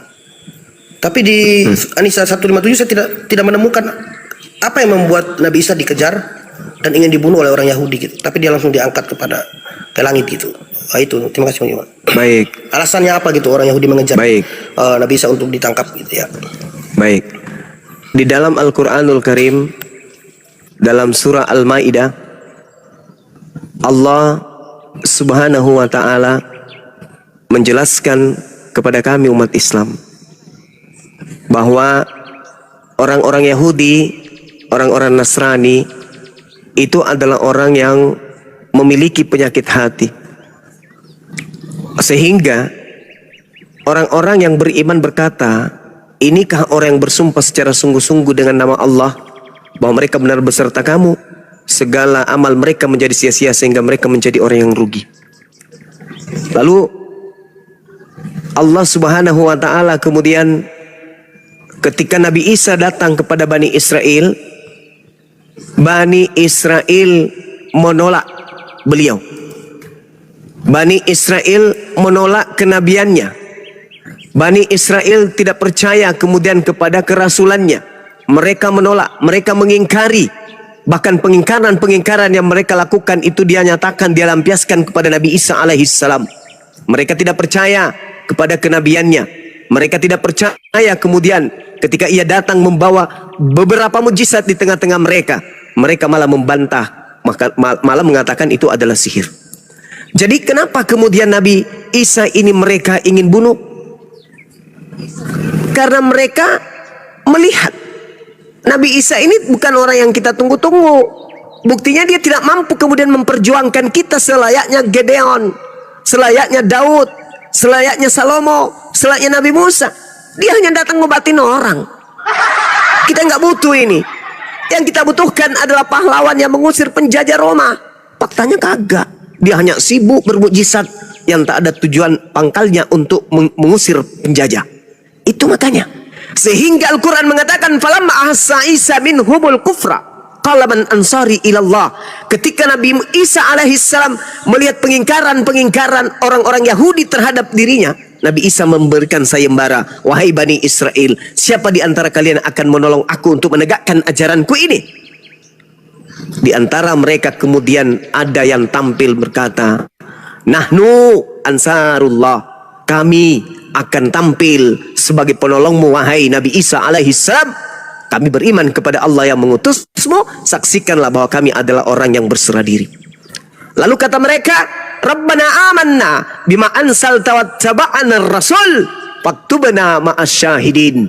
Ya Tuhan kami telah beriman kepada yang Engkau turunkan dan kami telah mengikuti Nabi Isa alaihissalam. Karena itu tetapkanlah kami bersama dengan golongan orang-orang yang memberikan kesaksian. Wa makaru wa makarallah wallahu khairul makirin. Orang-orang Yahudi membuat makar. Mereka membuat tipu daya. Ketika Nabi Isa alaihissalam melakukan mukjizat-mukjizat, mengajak kemudian pasukan-pasukannya, murid-muridnya untuk menegakkan kemudian tali agama Allah di tengah-tengah Bani Israel. Orang-orang Israel, orang-orang ahli kitab tidak senang dengan kejadian itu. Maka mereka kemudian sepakat untuk membunuh. Mereka membuat makar. Apa yang terjadi? Allah membalas tipuan mereka. Allah membalas tipuan mereka. Lalu Allah menceritakan kepada Nabi Muhammad, wahai Nabi Muhammad, dulu aku pernah berkata kepada nabiku Isa alaihissalam, ya Isa inni mutawaffik wa rafi'uka ilayya wa mutahhiruka minal ladina kafaru. Wahai Isa, aku mengangkatmu, aku mengambilmu serta mensucikanmu dari orang-orang kafir. Itu kata Allah. Kenapa demikian? Karena orang-orang kafir Yahudi, Nasrani sepakat ingin membunuh Nabi Isa alaihissalam, dikarenakan Nabi Isa tidak berkesesuaian dengan apa yang mereka inginkan. Nabi Isa justru membahayakan bagi mereka, terancam bagi mereka, ancaman bagi mereka, karena Nabi Isa ini melakukan mujizat-mujizat, semakin mendatangkan banyak penolong terhadap dirinya, terhadap ajarannya. Maka orang Yahudi mengatakan bahaya kalau dibiarkan ini. Maka mereka membuat makar, mereka membuat tipu daya, mereka ingin membunuh Nabi Isa alaihissalam dengan tipu daya tersebut. Maka Allah menyelamatkan Nabi Isa. Itu ungkapan saudara tadi. Ketika Anda mengatakan Nabi Isa Yesus ingin dibunuh karena menyamakan Allah, menyetarakan dirinya dengan Allah, itu keliru, itu kesaksian palsu, Bang. Agar Anda tahu kenapa Yesus itu ingin dibunuh, baca Yohanes 11 nomor 45 sampai nomor 57. Itulah alasannya kenapa Yesus ingin dibunuh, berkesesuaian dengan Al-Qur'anul Karim. Adapun karena dosa waris, karena menggenapi nubuat, karena apa segala macam tetek bengeknya, itu adalah tanggapan orang-orang Kristen yang menginginkan keselamatan, dosa-dosanya itu dihapuskan, mimpi-mimpinya. Mereka bermimpi berhayal dosa maksiat hilang dengan percaya kepada salib. Padahal tidak begitu. Yesusnya disalib itu latar belakangnya karena orang Yahudi takut bangsanya dirampas oleh orang Roma. Baca Yohanes 11 mulai dari nomor 45 sampai nomor 57. Di situ Anda akan tamat membaca bahwa ternyata latar belakang Yesus ingin dibunuh bukan karena dosa waris, bukan karena nubuat, bukan karena rencana Tuhan, tetapi karena akal bulusnya orang Yahudi yang tidak mau bangsanya dirampas oleh Roma, maka dia harus membunuh Yesus. Karena Yesus merupakan ancaman bagi Yahudi atau Israel atau tanah Palestina pada saat itu. Silakan Anda baca, Bang. Ya, sudah saya baca Bang Juma, terima kasih. Saya sudah paham ya. Siap. Oke, yang berikutnya Bang Juma. Silakan. Saya baca di surat Maryam nomor ayat 71. Iya. Di situ saya minta penjelasan dari Bang Juma tentang apakah umat muslim memang harus ke neraka dulu sesuai dengan ketetapan atau bagaimana maksudnya Bang Juma? Soalnya Baik. Iya, baik. Ya. Jadi ketika kita berbicara Al-Quran surah Maryam ayat 71, di situ ada kata Rabb, bukan kata ilah, tapi Rabb. Wa imminkum illa wariduha kana ala rabbika hatman maqdiya. Dan tidak ada seorang pun di antara kamu. Ini yang dimaksud di sini seluruh manusia, bukan hanya Islam, seluruh manusia. Tolong dipahami sekali lagi. Yang dimaksud di sini adalah seluruh manusia, bukan cuma satu golongan, seluruh manusia. Izin Bang Juma, yang mana yang kata seluruhnya Bang Juma maksudnya? Kata Rabb itu iya. Bentar ya. Dan tidak ada seorang pun di antara kamu yang tidak mendatangi neraka. Hal itu bagi Tuhanmu. Tuhan di sini adalah pencipta langit dan bumi. Berarti berbicara mengenai seluruh manusia. Untuk kemudian Anda jauh lebih paham, untuk jauh memahami data ini, silakan Anda lihat di Al-Quran surah An-Nasiyat mulai dari ayat 43. Surat keberapa? Izin Bang Juma. An-Nasiyat ayat surah ke-79. Surat 79. Surat 79. Iya, saya bacakan. Fa iza ja'atit tammatul kubra, maka apabila malapetaka hari kiamat telah datang, yauma yatazakkarul insanu ma sa'a, yaitu pada hari ketika manusia teringat akan apa yang pernah dikerjakannya kemudian di dunia. Wa burrisatil jahimu liman yara, dan neraka diperlihatkan dengan jelas kepada setiap orang yang melihat. Tuh, neraka diperlihatkan. Jadi orang mendatangi neraka untuk melihat, oh neraka betul ada, oh neraka benar-benar ada, mengerikan ya, betul ya. Nah, lalu kemudian ayat 37 dikatakan apa? Fa amma man tagha, maka adapun orang yang melampaui batas, wa atharal hayatad dunya, dan lebih mengutamakan kehidupan bebas di dunia, fa innal jahim hiyal ma'wa, maka sungguh neraka lah tempat tinggalnya. Jadi orang yang tadinya kemudian cinta akan dunia, mengutamakan kehidupan dunia, segala-galanya dimakan, tak ada larangan di dunia, maka apa kata Allah? Dia datang untuk melihat neraka dan juga tinggal di dalamnya. Wa amma man khafa maqama rabbih wa nahan nafsa 'anil hawa, dan adapun orang yang takut kepada kebesaran Tuhannya dan menahan diri dari keinginan hawa nafsunya, fa innal jannata hiyal ma'wa, maka tadi dia datang melihat neraka, maka sungguh setelah melihat neraka, surgalah tempat tinggalnya.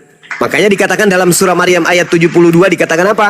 yang Anda bacakan tadi, di situ Allah Subhanahu wa taala mengatakan apa? Summa, kemudian najjil ladzina taqaw wa nazaruz zalimin wa nataruz zalimina fiha jithiya. Kemudian kami akan menyelamatkan orang-orang yang bertakwa dan membiarkan orang-orang yang zalim di dalam neraka dalam keadaan berlutut. Tadi datang melihat neraka. Lalu kemudian Allah menyelamatkan orang-orang yang beriman dan membiarkan kemudian orang zalim menetap di dalam api neraka. Itu dalilnya. Jadi kita semua akan mendatangi seluruh manusia. Sama di dalam Markus 9 nomor 49. Seluruh manusia akan digarami dengan api neraka. Dengan api. Itu sama itu dalilnya. Tetapi yang dimaksud di sana, siksaan hanya berlaku kepada orang-orang kafir. Seperti itu saudara. Jadi apakah kemudian ada pernyataan bahwa orang-orang yang masuk ke neraka ini kelak ada kemungkinan dia akan keluar dari neraka? Ada. Ada itu di dalam kitab yang Anda gunakan kemudian saya lupa dalilnya. Subhanallah. Subhanallah. Di Mazmur ya, Mazmur berapa itu ya? 105 atau berapa ya? Kok jadi saya lupa ya? Keluar dari neraka. Ada itu, Bang. Keluar dari neraka di Mazmur 5, di Mazmur 66, Mazmur 66 nomor Subhanallah. Nomor 12 coba. Coba Anda baca Mazmur 66 nomor 12. Insya Allah saya tidak keliru. Silakan. Engkau telah 66 ya? Iya, nomor 12 coba Anda buka. Ya.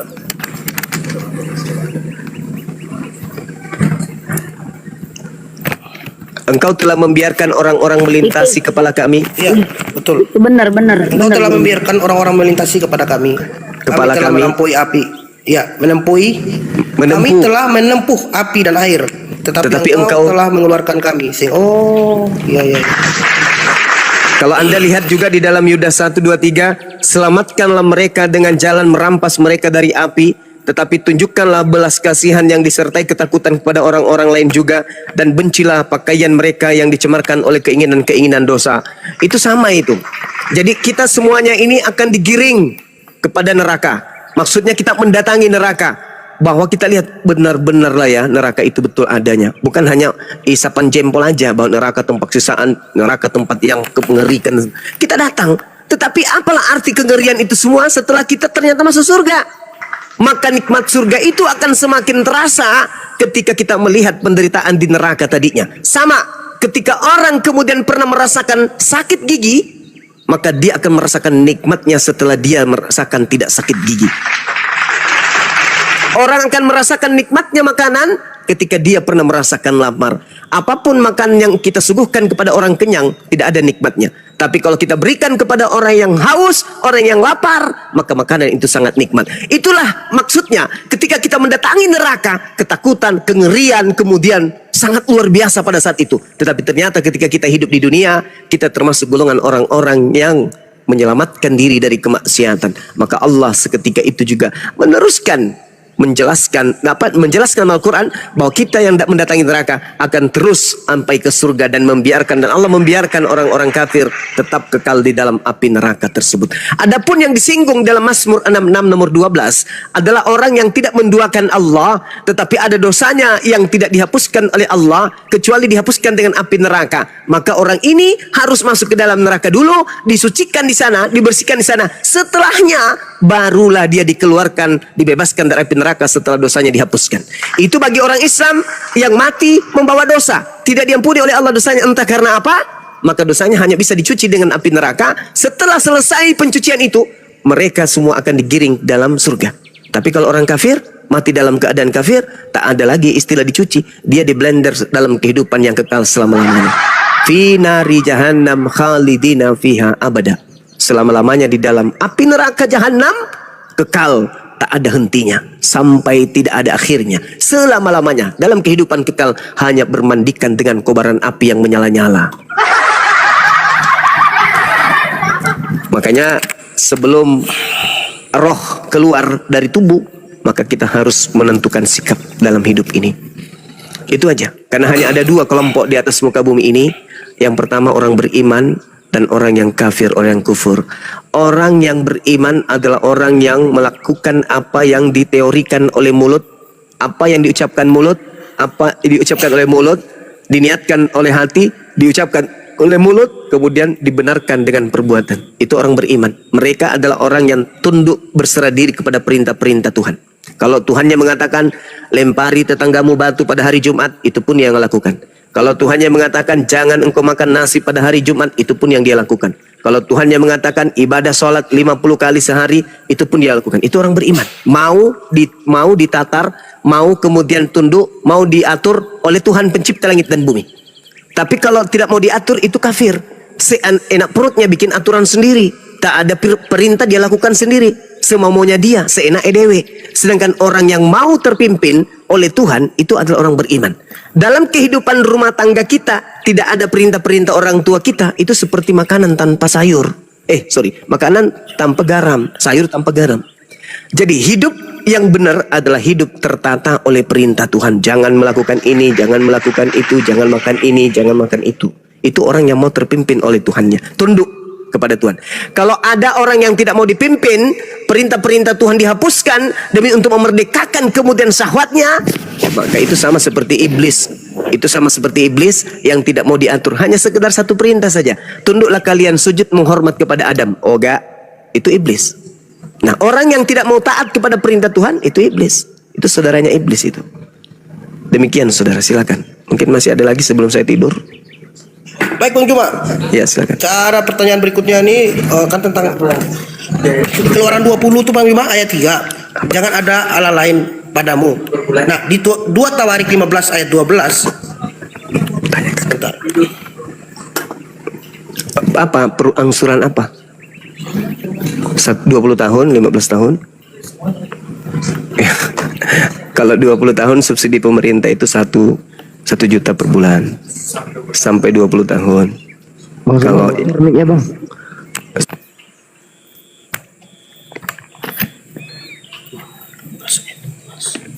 Lanjut aja Bang, Al-KTP. 2 Tawarik 15-12 tadi ya? Ya. Kan sebelumnya di Keluaran 20 ayat 3. Di situ kan jangan ada Allah lain padamu. Jangan ada padamu ilah lain di hadapanku. Ya, oke. Di 2 Tawarik 15 mereka nggak mengadakan perjanjian untuk mencari Tuhan, Allah nenek moyang mereka dengan segenap hati dan jiwa.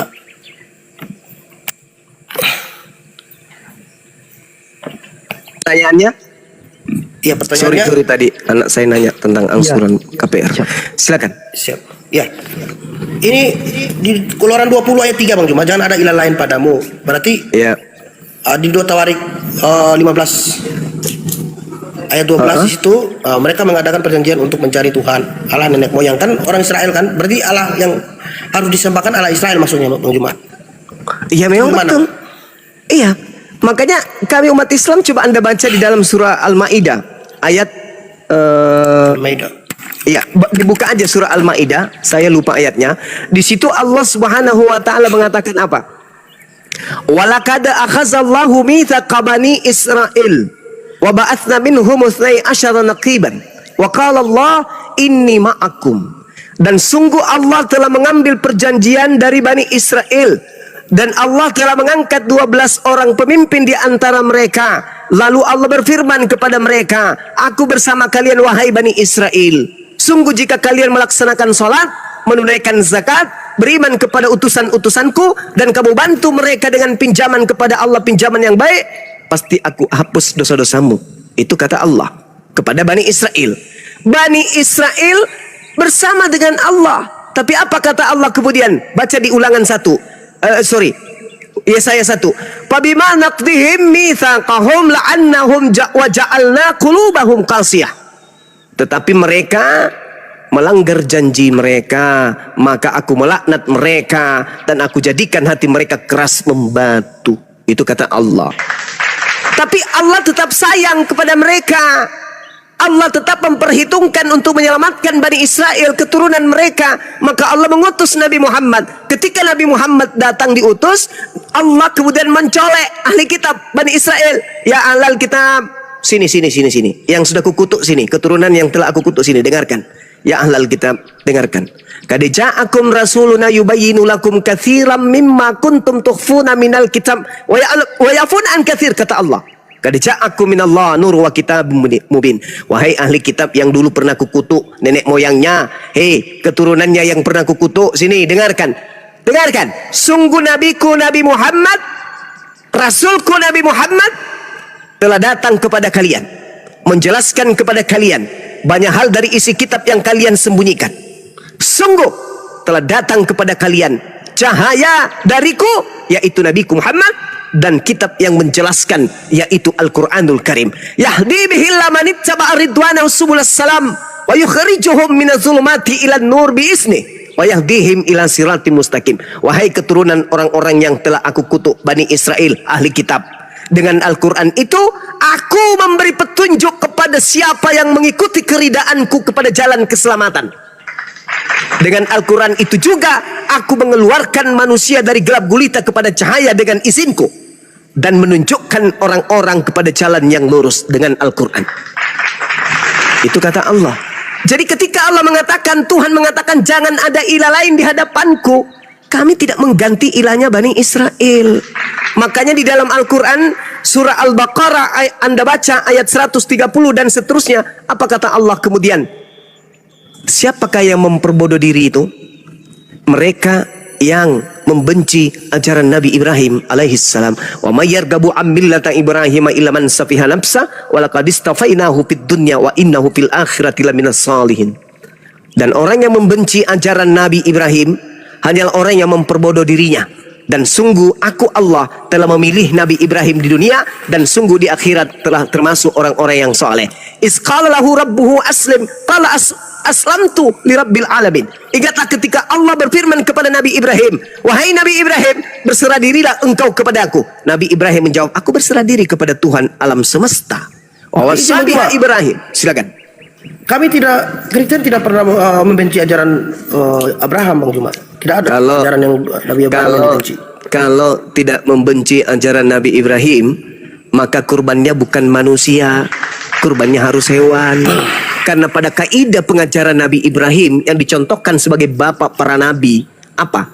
Ketika Tuhan minta anaknya untuk dikurbankan, Tuhan loh yang minta. Apakah Tuhan menghendaki benaran? Tidak. Ketika Nabi Ibrahim diuji, Kejadian 22, diuji, dicoba oleh Tuhan. Nabi Ibrahim ikhlas, anak semata wayang, berurai air matanya. Silakan wahai Tuhanku, anak semata wayang aku minta berpuluh tahun, kau beri, tapi hanya seberapa saat lalu kamu minta kembali. Silakan, aku rela. Ketika kemudian ridanya Abraham kepada anaknya untuk disembelih, Bismillah dengan nama Allah, tiba-tiba kemudian Allah menggantikan manusia dengan hewan. Kalau Anda cinta kepada dan tidak memusuhi ajaran Abraham, yang harusnya Anda korbankan itu hewan, bukan manusia, apalagi Tuhan. Itu satu. Yang kedua, Nabi Ibrahim mewasiatkan perjanjian kekal sunat. Sunat apa? Kulub. Kalau Anda merasa mencintai Abraham, harusnya Anda kemudian bersunat sama seperti Abraham. Karena cinta. Ketiga, Adam mengajarkan menyembah kepada ilah, pencipta langit dan bumi, bukan manusia. Tidak pernah nusul menjadi manusia. Nabi Abraham itu tauhid, hanya satu Tuhan saja. Tidak ada Tuhan lain selain pencipta Rabbus samawati wal ardh. Tidak ada dia menggantikan kedudukan pencipta langit dan bumi menjadi manusia lah, menjadi burung merpati, nggak ada. Dan itu terjadi kemudian Nabi Ibrahim hanya menyembah kepada Allah. Wa wasabiha Ibrahimu banihi wa Yaqub ya baniya innallaha astafa lakumuddin fala tamutunna illa wa antum muslimun. Nabi Ibrahim mewasiatkan ucapan kepada anak-anaknya, demikian juga Yakub. Apa kata Nabi Ibrahim? Wahai anak-anakku, sesungguhnya Allah telah memilih agama ini untukmu, maka jangan kamu mati kecuali dalam keadaan berserah diri kepada pencipta langit dan bumi. Kristen sekarang berserah diri kepada sosok Kristus yang adalah ciptaan Tuhan juga. Padahal ajaran Nabi Ibrahim mengajarkan keturunannya berserah diri hanya kepada pencipta langit dan bumi. Oke, silakan. makasih Bang Juma. Sama-sama. Lalu bagaimana di Galatia 5 ayat 2 Bang Juma? Di situ menjelaskan kalau kamu bersunat ya percuma. Ah, itulah. Itu ajaran siapa? Coba Anda baca tunggu. Ya. Anda baca Matius 7, Bang. Matius 7. Anda baca kemudian di data nomor 15-nya.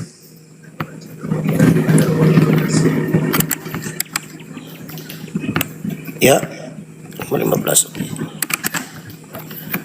Waspadalah terhadap nabi-nabi palsu ya. Matius 15.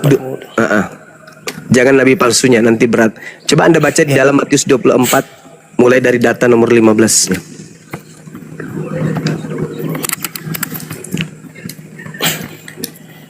Jadi apabila kamu melihat pembinasa keji berdiri di tempat kudus, menurut firman yang disampaikan oleh Nabi Daniel, maka orang-orang yang di Yudea haruslah melarikan diri ke pegunungan. Oke?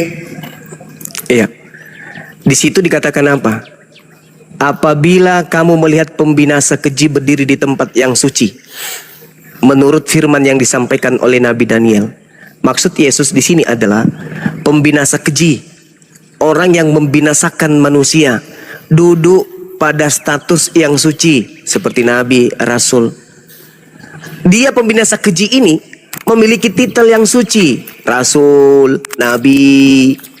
Sebagaimana yang difirmankan, yang disampaikan firman Tuhan yang disampaikan kepada Nabi Daniel. Coba Anda baca Daniel.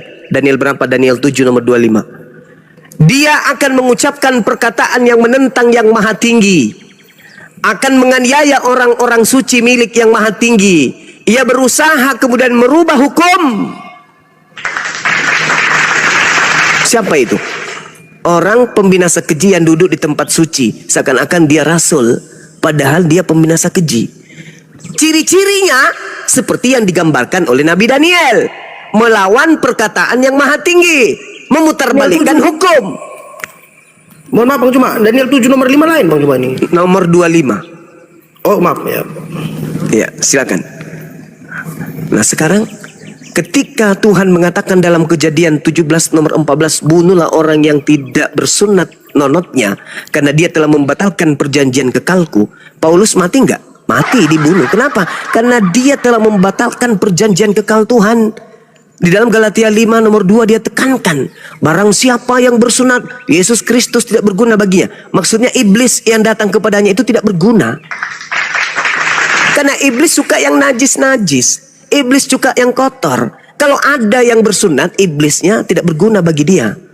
Orang itu tidak berguna bagi iblis. Orang beriman berguna enggak bagi iblis? Enggak. Orang yang menyunatkan kulubnya orang beriman enggak beriman. Berguna enggak orang beriman ini untuk iblis? Tidak. Yang berguna bagi iblis adalah orang yang tunduk kepada aturannya. Apa itu? Jangan kau turuti perintah Tuhan. Lawan. Ketika Tuhan mengatakan jangan ada ilah lain, jangan ikuti. Kalian harus berilahkan kepada Yesus juga. Karena Yesus juga itu adalah ilah, satu hakikat dengan Bapa.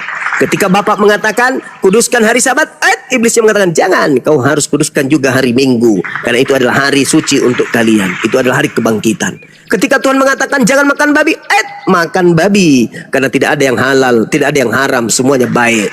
Ketika Tuhan mengatakan sunat kulubmu, jangan. Tak ada orang yang selamat karena menyunatkan nonotnya. Itu yang dikatakan oleh Yesus. Apabila kamu melihat sang pembinasa keji berdiri di tempat kudus, maka dia akan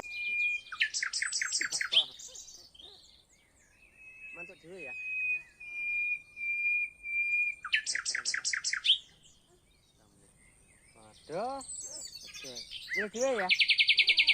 Mulai dia kok kene rono ya. Mau.